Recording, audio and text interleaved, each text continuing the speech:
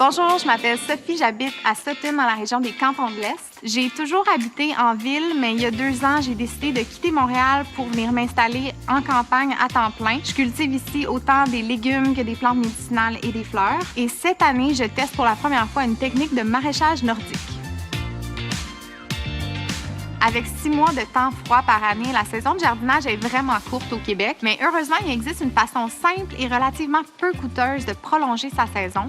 C'est le tunnel de croissance qu'on appelle aussi tunnel de forçage. Le principe est vraiment simple. On va venir placer des arceaux sur une planche de culture ou un bac et on va glisser une toile par-dessus pour venir créer un effet de serre. Plus facile à réaliser et plus abordable qu'une serre, le tunnel de croissance permet de démarrer le jardin plus tôt, de prolonger sa saison de jardinage, de semer sous abri et de protéger les plantes. Ce qui est le fun avec cette technique-là, c'est qu'on peut utiliser un espace qui est déjà existant dans notre jardin et l'amener à un autre niveau en y ajoutant un mini-tunnel. Aujourd'hui, je vais ajouter un tunnel sur un bac surélevé que j'ai déjà ici. J'aurais aussi pu l'ajouter directement au sol sur une planche de culture. Quand vous choisissez votre emplacement, assurez-vous de choisir un espace qui a beaucoup d'ensoleillement. Ça va être particulièrement important durant les mois d'hiver où le nombre d'heures d'ensoleillement est réduit de beaucoup. Pensez aussi que vous allez devoir vous rendre à votre tunnel durant l'hiver quand il va y avoir de la neige. Donc, choisissez un emplacement qui n'est pas trop loin de la maison puis que vous allez pouvoir déneiger pour y accéder facilement. Il y a 2 principales composantes au tunnel de croissance, les arceaux et la toile. Pour les arceaux, j'ai choisi d'utiliser des tuyaux de PVC parce que c'est un matériau qui est résistant, qui est solide, mais qui est aussi pliable. Donc, ça va me permettre d'avoir un tunnel qui est résistant aux intempéries et au poids de la neige. Pour la toile, j'ai opté pour un pare-vapeur en polyéthylène. C'est un plastique qu'on utilise pour les serres, qui est vendu en quincaillerie. C'est résistant aux rayons UV, puis ça va venir créer un bel effet de serre.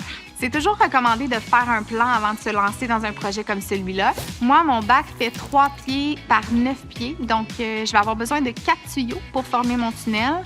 Je prévois installer 2 arceaux aux extrémités et 2 arceaux au centre. Et on recommande en général entre 2 à 4 pieds de distance entre chacun des arceaux pour bien supporter le tunnel. Pour fixer les tuyaux au bac, je vais utiliser des attaches de métal. Donc, je vais noter l'emplacement des attaches de chaque côté du bac pour qu'elles soient alignées. Et ensuite, je vais venir les fixer avec des vis à bois traité. Ensuite, je vais insérer le tuyau de PVC dans l'attache. Puis ensuite, je vais aller replier de l'autre côté pour me permettre de voir de quelle longueur je dois couper mon PVC. Moi, dans mon cas, je souhaite avoir une arche qui est quand même assez prononcée pour pouvoir cultiver des légumes qui nécessitent plus d'espace en hauteur, comme le kale, le brocoli ou la betacave, par exemple.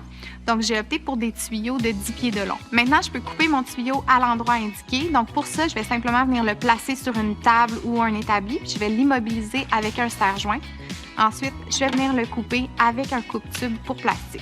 Je répète la même chose ensuite avec les autres tuyaux. Une fois les arceaux en place, je vais venir installer la toile. J'utilise un pare-vapeur en polyéthylène de 6000 d'épaisseur. Je vais venir le couper à la taille nécessaire avec un couteau à lame rétractable. Une fois en place, je vais fixer la toile aux arceaux avec des pinces. Pour refermer les extrémités du tunnel, je vais twister le plastique puis je vais venir attacher avec une corde. Je pourrais aussi installer des roches ou des morceaux de bois sur les rebords du bac pour aider à la maintenir en place. Maintenant, je vais vous parler de comment utiliser un tunnel de croissance. Premièrement, c'est important de choisir des cultures qui tolèrent bien le froid, comme les laitues, les épinards, le chou-kale ou les betteraves, par exemple. Si vous installez votre tunnel à l'automne, comme je le fais présentement, il va être trop tard pour venir faire des semis directs. Comme la croissance des plants ralentit beaucoup avec les temps froids, les plants n'auraient pas suffisamment de temps pour grandir avant l'arrivée de l'hiver. Donc ici, j'ai des plants qui sont quand même bien avancés. Je vais aussi ajouter des semis que j'ai démarrés à l'intérieur il y a quelques semaines. Je vous recommande d'ajouter du paillis autour des plants. Ça va permettre de les protéger, de conserver l'humidité et la chaleur. Au printemps, dès que le sol peut être travaillé, on va pouvoir venir semer directement sous le tunnel. Comme la toile ne laisse pas passer l'eau de pluie, ça va être important d'arroser pour s'assurer que le sol reste humide. Ça va être aussi important de bien ventiler le tunnel durant les journées où le temps est plus doux au printemps et à l'automne. Donc, pour ventiler, je vais remonter les côtés du tunnel. Je vais venir attacher avec des pinces. Ça va permettre d'avoir une bonne circulation de l'air. Et je vais refermer le tunnel pour la nuit. En été, une toile en polyéthylène va définitivement être trop chaude pour les plants, donc je vais l'enlever, mais je vais quand même laisser les arceaux en place parce que je vais pouvoir les utiliser pour mettre un filet anti-insectes, par exemple. Comme ça va me permettre d'avoir une structure qui est utilisable à l'année. L'hiver, je vais m'assurer de déneiger rapidement mon tunnel après une bordée de neige pour éviter qu'il s'effondre sous le poids de la neige, mais aussi pour qu'un maximum de lumière puisse passer. suis vraiment excitée à l'idée de peut-être récolter des légumes sous la neige. J'ai vraiment hâte de voir comment mon tunnel va m'aider à prolonger ma saison de jardinage et j'ai hâte de partager le résultat avec vous dans quelques semaines. À bientôt! Ça fait environ 2 mois que j'ai construit mon mini-tunnel, donc je vous montre aujourd'hui les résultats. Malheureusement, il est arrivé un petit pépin cet automne. Il y a des petits animaux, probablement des rongeurs, je ne suis pas certaine, qui sont venus par en dessous du bac. Donc, ils ont creusé des trous en dessous du bac.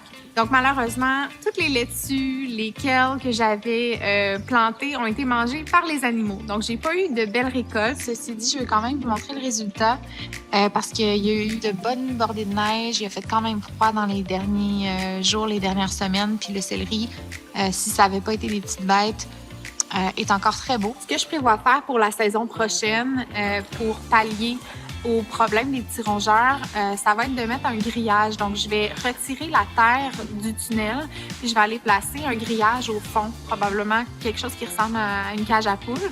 Donc, je vais aller placer ça au fond pour empêcher que les animaux puissent passer par en dessous. Donc, ma saison d'hiver est un peu écourtée à cause de ce qui est arrivé, mais je vais définitivement utiliser le tunnel au printemps pour devancer ma saison de jardinage. Mais sinon, c'est un super beau projet que je vous conseille!